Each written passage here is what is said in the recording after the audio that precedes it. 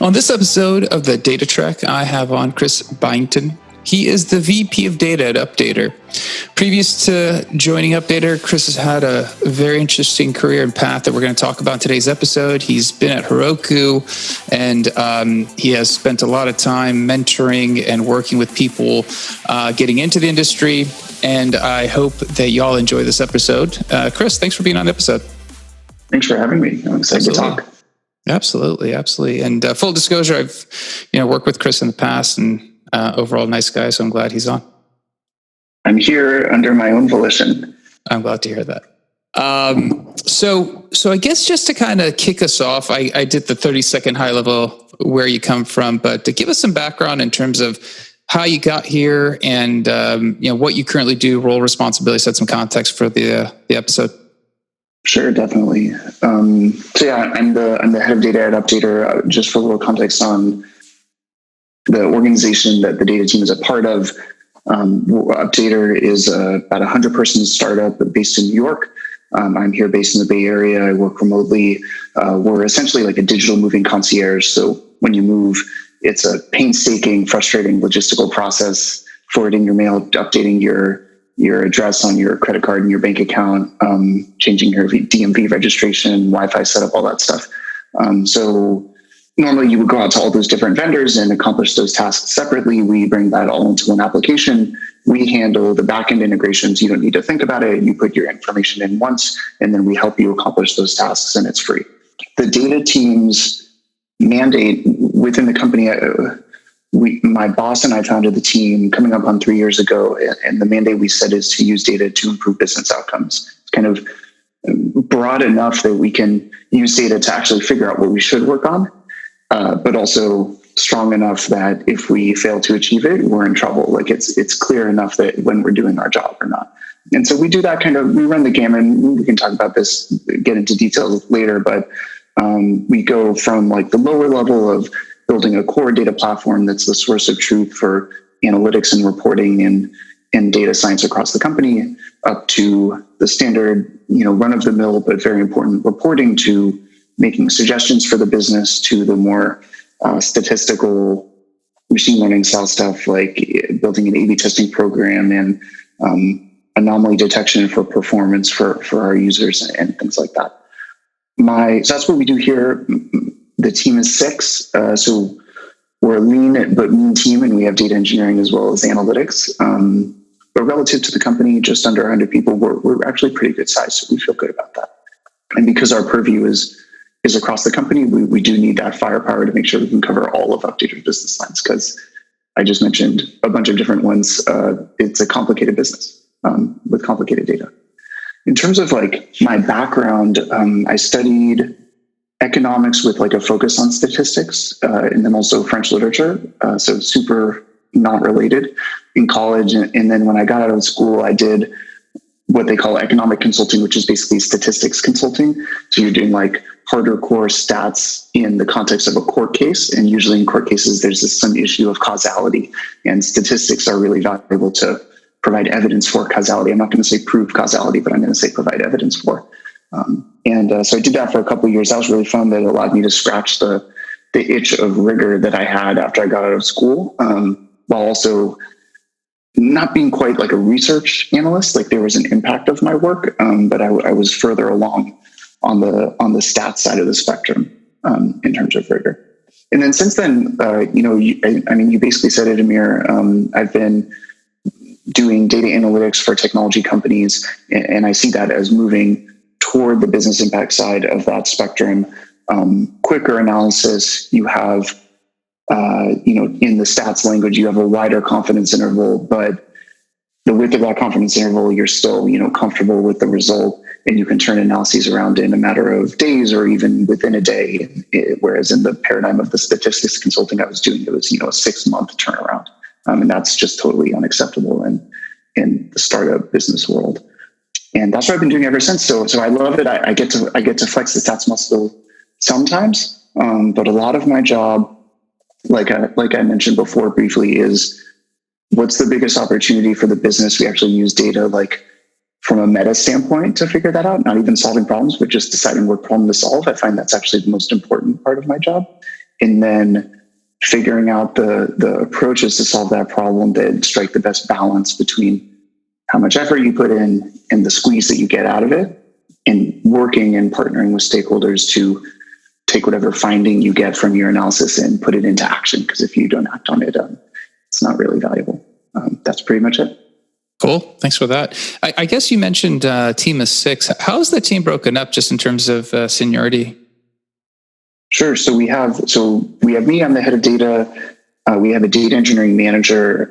We have a senior data engineer. So the 2 of them are the data engineering team, which is a part of the data team. And then we have 3 data analysts. One of them is a senior analyst, and the other 2 are data analysts. Gotcha. I know we were speaking beforehand and previously about non-traditional paths into data roles, and obviously you've done a lot of mentoring in your background. When it comes to your team, or just in theory, maybe, when you're looking to hire somebody on, when you see that resume and you don't see in your case, you were an econ major with a slight background in stats. When you don't see that traditional, like math or stats or CS or something similar, technical, what's your view of that? Is that, because obviously you took a different approach yourself, but does that kind of parlay into how you view other people that you're interviewing? Yeah, it definitely does. To me, like when we're hiring or just more generally when we're building the team, I think the data industry is young enough, at least our sense of the modern data industry, using cloud platforms and things like that, not so much talking about kind of the mainframe style data industry of 20 years ago.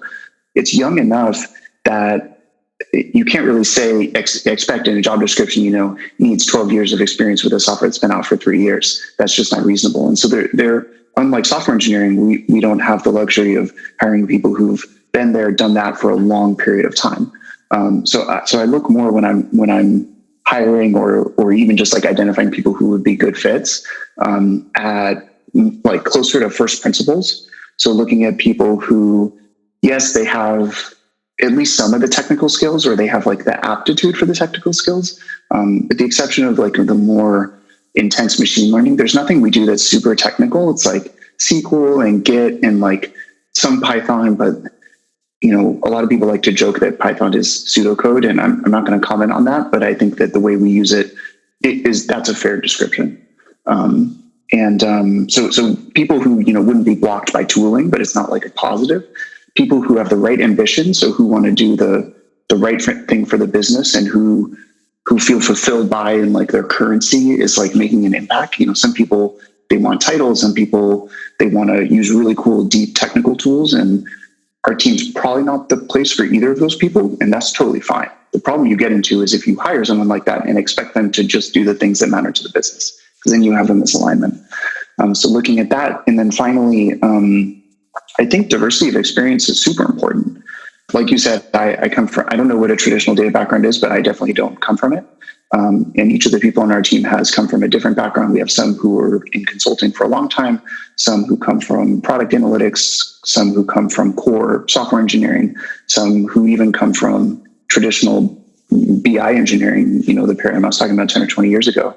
And they have different viewpoints, and they kind of round us out. Our team is big enough that we are all generalists, but it's important to have those different viewpoints and different experiences when we come to solving problems.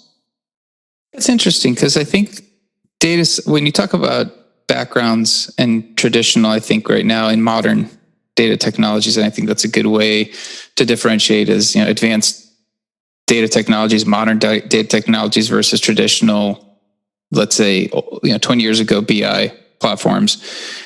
I think traditionals becoming difficult to pin. Even within data science, a data scientist at company A and company B could both have the title and be doing vastly different things.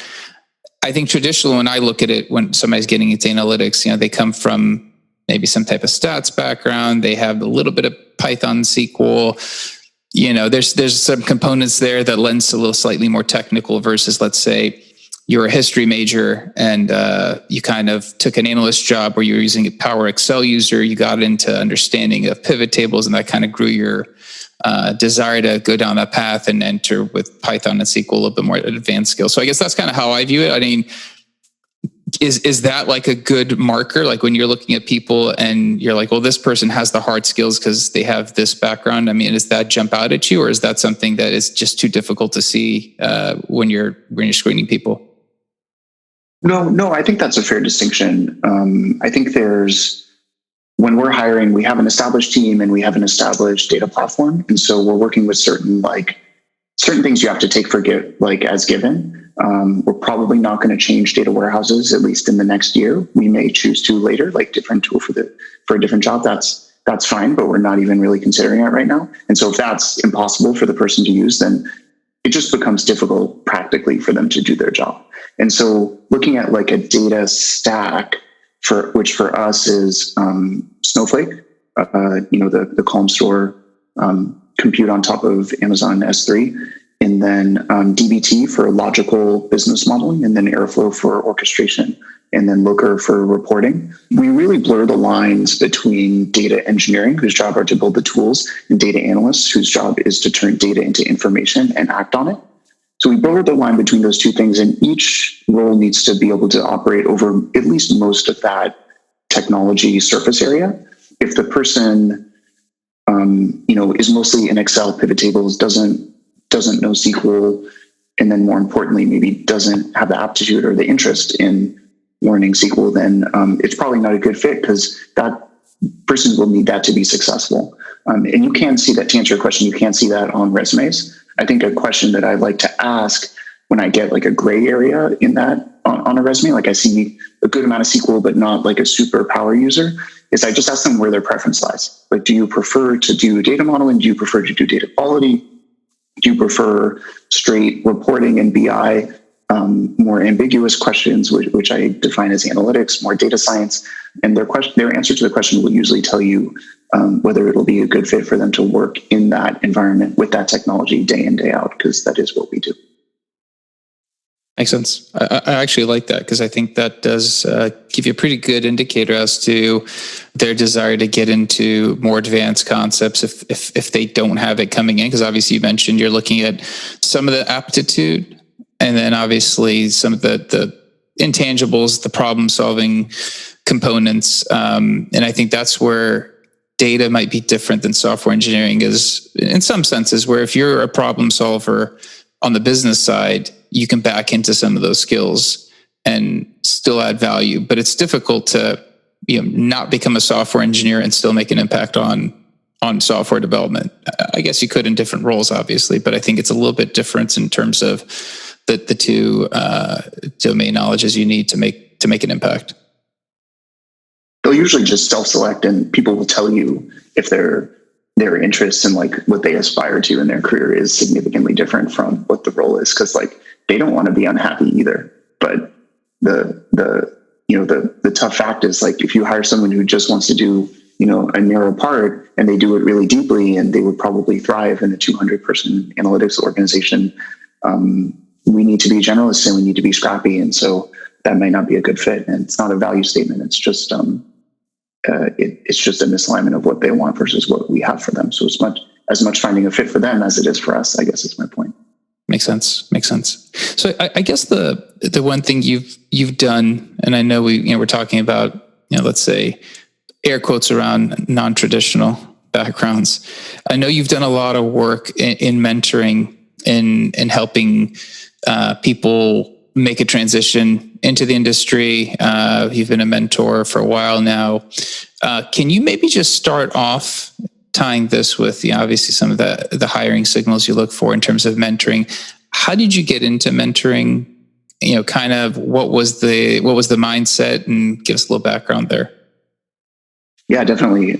So I do mentoring kind of in two planes. The first is with my alma mater. I participate in an alumni student mentoring program, Pomona College. It's one of the Claremont colleges in LA, not too far from where you are, I think. And then I've been doing that for about 6 years. And then the second is more of what you would expect in traditional workplace mentoring, of people who work at the same company that I work at, or who I have 1 degree of separation from, and mentoring them. So I got into it initially actually as a mentee, as someone who was being mentored in a much more ad hoc, less structured format. When I was in school, there were a couple of alumni that I got connected with just kind of haphazardly, like through the career development office. There wasn't a real program around it, but it was just two human beings connecting. And after I graduated, some students and former students formed this grassroots volunteer-run mentoring program, which is called Sage Post 47. It's named after our college mascot. And so I started participating in it. The thing for me that I enjoy the most by far is just like the human connection, like 100%. It's funny to think how I work in a job that's meant to be very scalable when that, one-on-one conversations just don't scale. And I'm actually totally okay with that. I love and just get so much value out of talking to a student, particularly when you have that shared identity of going to the school, or in the case of a workplace mentorship, of working at a place at the same company, and you can kind of be vulnerable and be real, and they can ask questions that they may think aren't worth asking, when they really are, and they're the I don't want to say stupid. I think most people would say stupid, but they're the silly, common questions that people would typically think wouldn't be a good use of a mentor's time, but are actually the best use of time. It's the same thing with fiction. You're borrowing from someone's experience and kind of trying to make it your own and learn from it, without needing to fast forward 2 or 3 years and spend that time to learn those truths through your own experience. And that's super helpful. I mean, if I'm able to help people see something that took me a couple of years to understand and avoid mistakes that I've made, which have been plenty, then that's really successful, and you can make friends along the way.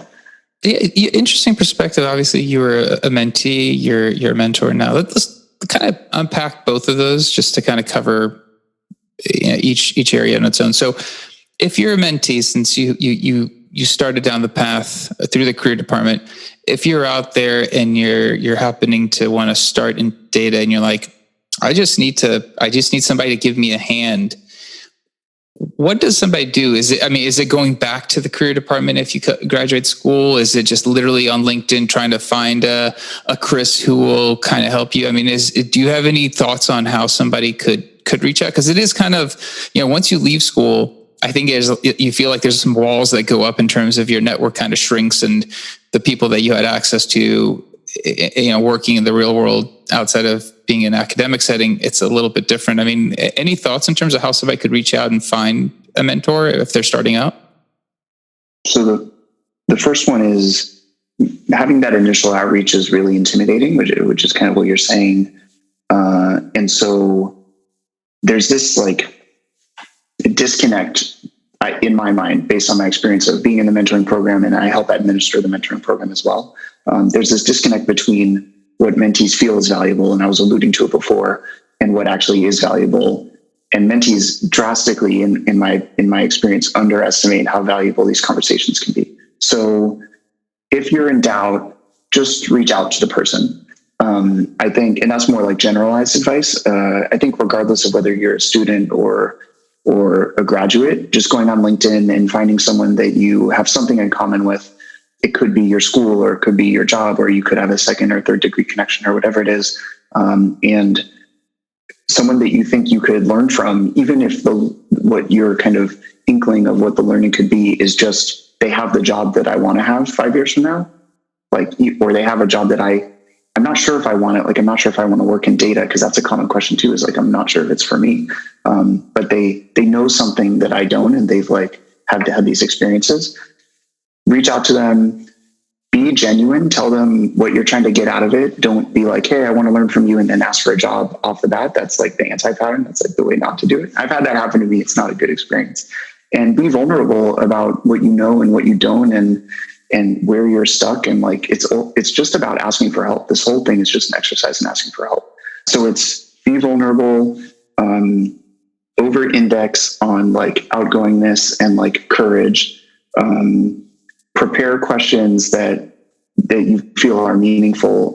First round capital the venture capital firm has an awesome blog. They have a number of blog posts that have more details about like what question to ask. And they did all these studies about the perfect age between a mentee and a mentor. It turns out it's 5 to 8 years. Who knew? And that kind of thing. So they have like more detailed guidelines, but like if you come prepared with those and ask questions like the same way you're asking me questions, people love talking about themselves. There's very little risk. And so it doesn't feel good to reach out, reach out, but do that, reach out to 5 people and people love to have these conversations. I know when I get reached out to, it's by current students. It's like some of the best part of my week for sure. Awesome. And I think, that's great advice. And I'm going to link to the First Round Capital blog so somebody can follow up through the conversation here. Let me ask you this. So, and I'm going to jump to your views on being a mentor and how other professionals who want to be mentors can get into it. So we'll talk about that in a second. But I was going to ask you, so you went through the process, you're a mentor now. Do you personally feel like a mentor at your stage in your career is something, or do you have one? Would you like to have one? What's your sense on, in terms of, later stage careers finding mentors? Yeah, that's a great question. People don't really think about that or ask it. You think about executive coach and stuff like that, but you don't think about mentors much. So yeah, I do see myself as a mentor to a few people who are like more in the intermediate stages of their full-time career, which is in contrast to like students. I think for me, one of the big learnings and like focus areas in my career as I've progressed from being an individual contributor to thinking like more strategically. I was going to say a manager, but I don't think that quite maps to managing people. Is not the same as being strategic about business. Anyway, one of the focus areas for me has been like executive communication and focusing on the business impact I was talking about before. That's our team mandate, is use data to improve business outcomes. And I think that is an area where people who, as they progress through individual contribution, they tend to focus on the harder skills, the SQL, the Python, the stuff you and I were talking about. They tend to focus, speaking very broadly, on like very unambiguous problems, like on a fixed scope. And as you become more senior, one of the changes that happens is there's more ambiguity introduced. You're doing a lot more influencing of people, which is about ideas and it is about work product, but it's really about communication and relationship building. And so those two areas, like novel business impact and communication, are ways that I think about mentoring folks who are a little bit more senior. I'll just give an example because I think it's probably helpful. One of my closest mentees that started out as a student at Pomona, and she and I have been in contact as she's progressed in financial services.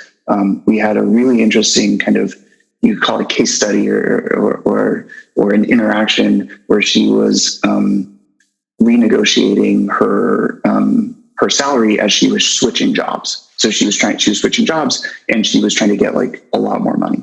And she called me one day and she's usually very reserved, but she was basically distraught.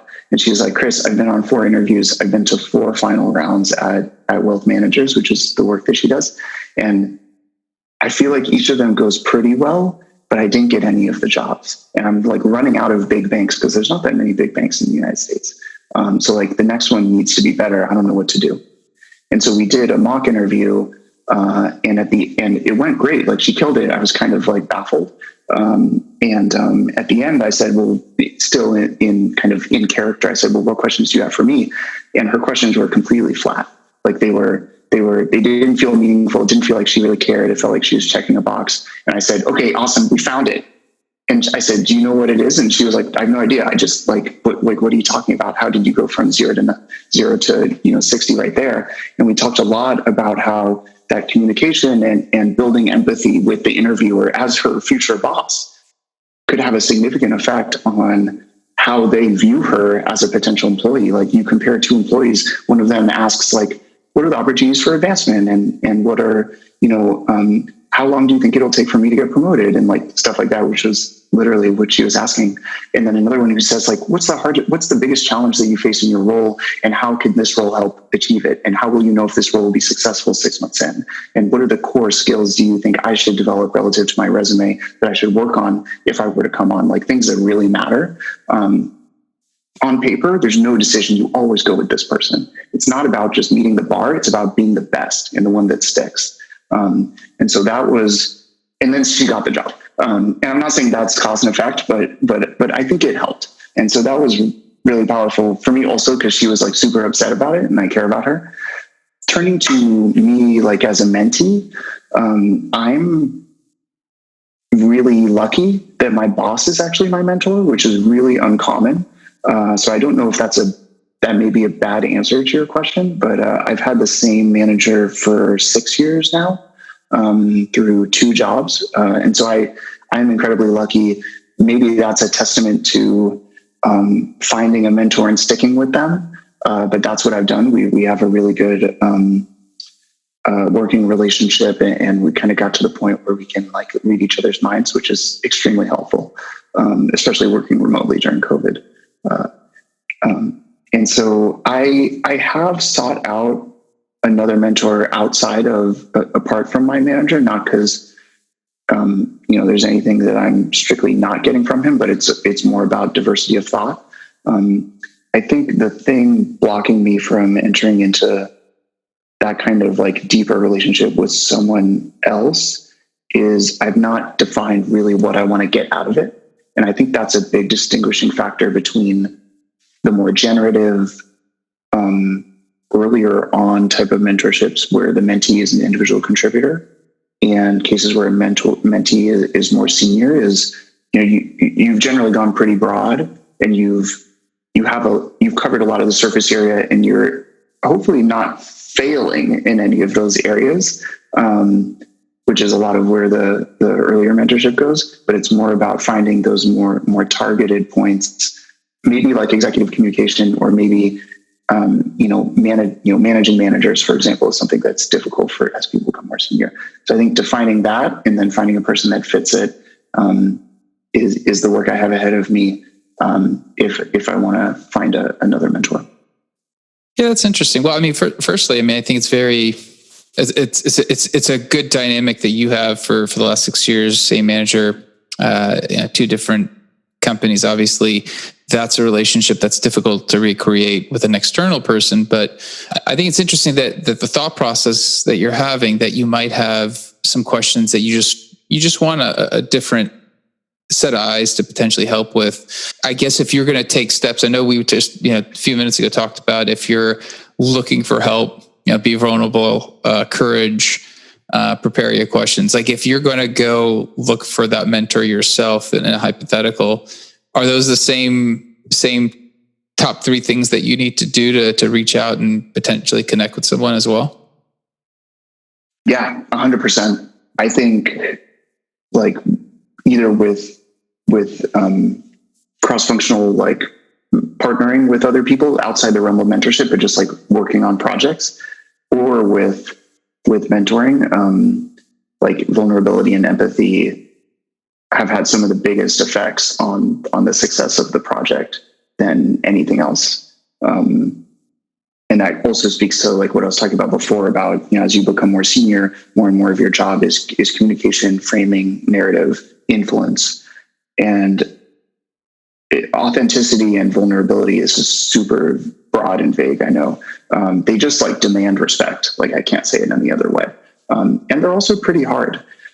So separating, your ego, and when I say your ego, I mean my ego, from having a growth mindset and being willing to ask for help and saying like, look, I'm not doing a good job in this area. Like you're someone who I really look up to as someone who's really good at giving presentations in front of the company, which is like a common thing, again, that happens when you become more senior. I don't know how to do it. It's a 6-minute presentation and it took me 4 hours to prep last week, and I can't have that happen again because I don't have time. So like, how do I do that? That's a common thing that happens to me, is it takes forever. It's like every little slide. And so being vulnerable and saying, and also a little bit like stroking the person's ego. It's like, I need this thing. You have it. I'm wondering if you could impart some of your wisdom. So yeah, I think it's generally the same kind of emotional approach, no matter what your level is. I think that's a great perspective. I think it's interesting that every time as humans we approach a new problem, there is that sense of fear that comes into play. I'm not sure, I can't, and sometimes you just need either validation that you can, or you just need a little filling in the gaps. And then we do so well once we have that to excel. And sometimes my wife will say I'm guilty of it. I'll refuse to ask for help until she's like, can you go on YouTube now and see how to do X, Y, and Z? You've already spent 3 hours trying to figure it out. And I'm like, all right, I'm going to go do it. I go on YouTube and I'm like, okay, that was so much easier. And I think it's just like, we just need sometimes that spark just to connect the gaps between concepts. And I think what you're alluding to, just like the example of a presentation, I think it's very similar. You just need that gap to be filled in, and you'll run with it. Yep. Interesting. 100%. Let me ask you this. So I know we're talking about mentorship quite a bit. I think your background's great to talk to the subject. So we've talked about finding a mentor, both levels, and I guess the other areas. Let's say another manager has always wanted to be involved in mentorship, right? They're doing their job. They're like, I am not going to be able to commit X amount of hours. They think it's going to be 10 hours a week or 5. They're just like, I can't do it. But yet, I'd like to provide something back. What levels of mentorship can someone who has the experience, like somebody like you who didn't have the background, how would they approach it? How could they get into it? What kind of time commitment is it for someone? Yeah, I think my first reaction is that it need not be so formulaic. And so the someone who's relatively senior, the first thing I'd say is it's likely that they're already mentoring someone. They might not think about it as mentorship. And even if they're not, the need is likely there if they, work within an organization or are a part of, an affinity group or whatever, whether it's like an alumni association or anything else like that. To me, my experience is the best mentorships are definitely born of necessity. It's not like putting people into a program and walking them through it and then, it's in a math equation and the mentoring comes out. The best is like where it's natural and the person reaches out to you. And the example I gave of my friend who works in wealth management is probably a good one. She just kind of called me one day. It wasn't any program. It wasn't formulaic. And so find like a problem that someone is having. Like especially if you're a more senior person in an organization, ask the head of HR, like, this might sound kind of crass, but like, who are the bottom 5 performers here? And like, see if any of them could benefit from your help. Not as a value statement, but as like, they obviously have the business and they have a problem to solve, and you can start small. You can start with a project. You can start with some people on my team. We rehearse for meetings that are like more important. Like we do actual out loud rehearsals. And that's something that my manager did with me that I found incredibly helpful. Another example of like grand mentoring or whatever you want to call it, where I'm using the tactics that he used in order to help the people on my team. And the trust and the working motion of, oh yeah, I'm going to Slack this person if I have a question, that will build over time. And not all of them will work out, but if you do a few of them and you buy into it and you commit to it, even though it may feel a little uncomfortable, one of them will work. Interesting. I guess let me ask you this question. How do you know the impact you're bringing? So obviously the feedback loop is best when you're working with the person or they're coming back to you. But what are you doing to keep track of, all right, do I feel this is helping that person? Because obviously you can only work with the information you have, but how do you internalize some of that? Yeah, that's super tough. That's been a struggle for sure. I think like the hardest situation is where it's not within the organization where you work, which is kind of what you were saying. I try to encourage mentees to follow up, just like I say, usually at the end of a call, say like, hey, like, cool, you're going to go talk to this other person. Usually like one of the things of mentorship is they ask me, I don't know the answer to the question, but I know someone who does, and I connect them and they follow up. So it's kind of that second degree mentorship thing. But at the end of a call, I'll usually say like, okay, you're going to go do this. And like, let me know how it goes. Like, you're not bothering me. Just send me a quick email. It doesn't have to take an hour to draft. Like, send me one line, text me. Like, that's a lot easier. WhatsApp, like Instagram. Like, I follow a lot of my mentees on Instagram because that's what like people are doing these days. No one's on Facebook, at least not college kids. And that has only had moderate success. It's really hard to do that because they don't think about it. Not in a bad way, but they're like kind of on to the next thing.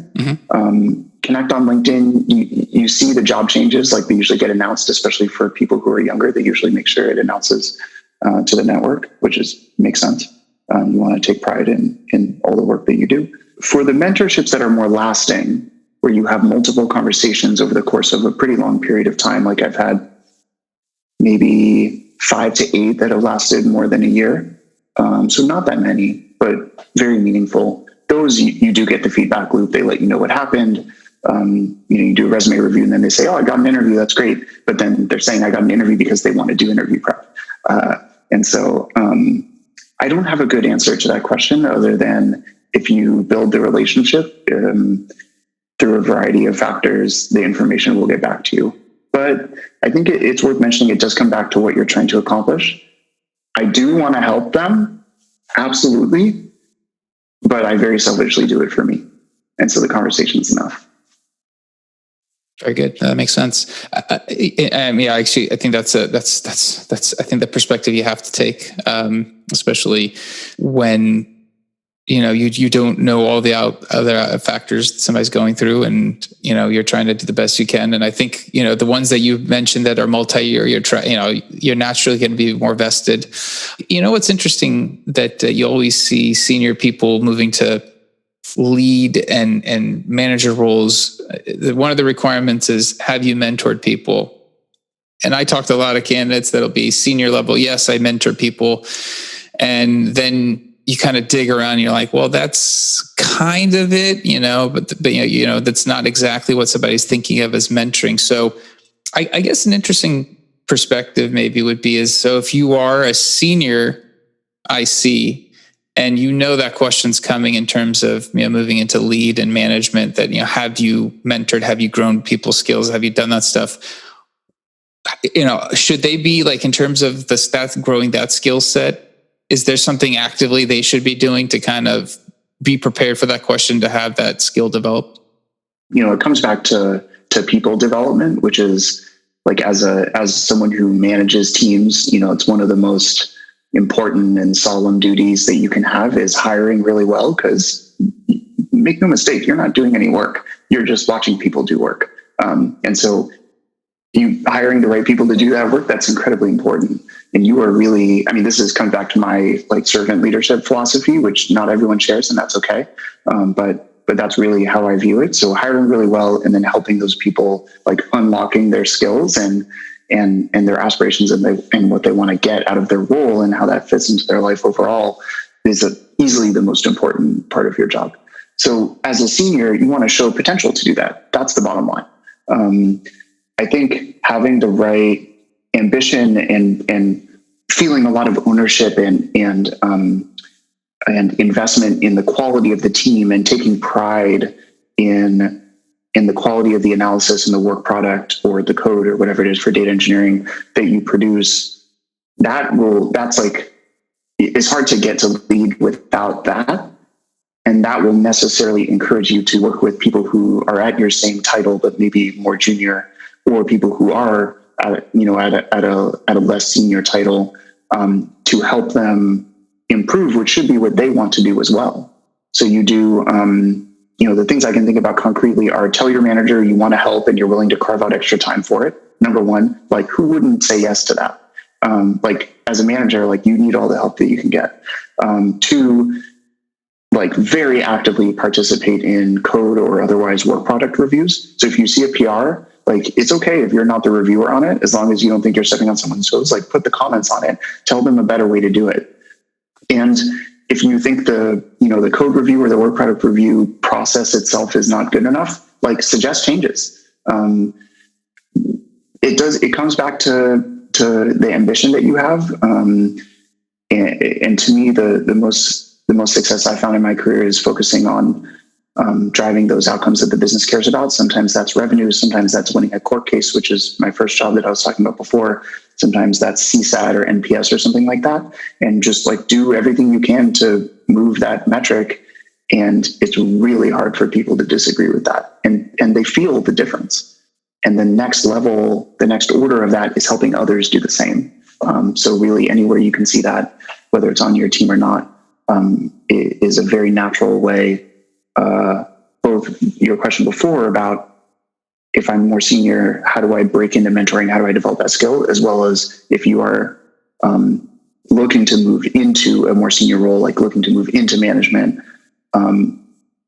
help other people, mentor people to succeed in the way that you already have succeeded.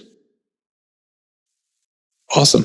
I think that's actually really great advice. And I know that comes up a lot, and hopefully people can make use of that. One thing I'd add is something, as you were talking about, like a lot of people ask it, a weird, paradigm about mentoring is you can't go into it with the goal of mentoring.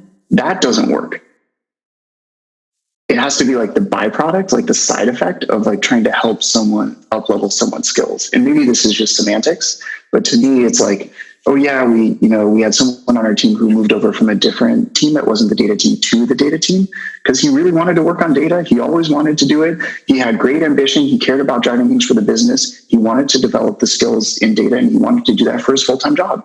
Like full stop. That's awesome. And so, it took 18 months, but we helped him build his skills in order to achieve that. But I didn't go into it saying like, I want to be this guy's mentor. I went into it saying, I want to help the business. I want to help this guy because he seems great and he seems genuine and vulnerable. And like, I'm willing to put in extra time, and other people at the organization did too. It wasn't just me. And so it's that weird paradigm also of like, for example, if you say, I want to get promoted, that's a great way to not get promoted. Like, focus on the thing that people care about. The promotion will be a byproduct, and they will tell you that you're promoted when you already know that you're at the level. So that, I think that's, I guess it comes back to defining what you want to get out of it. But having, mentor on your LinkedIn, I don't want to be too negative, but I think that's the wrong goal.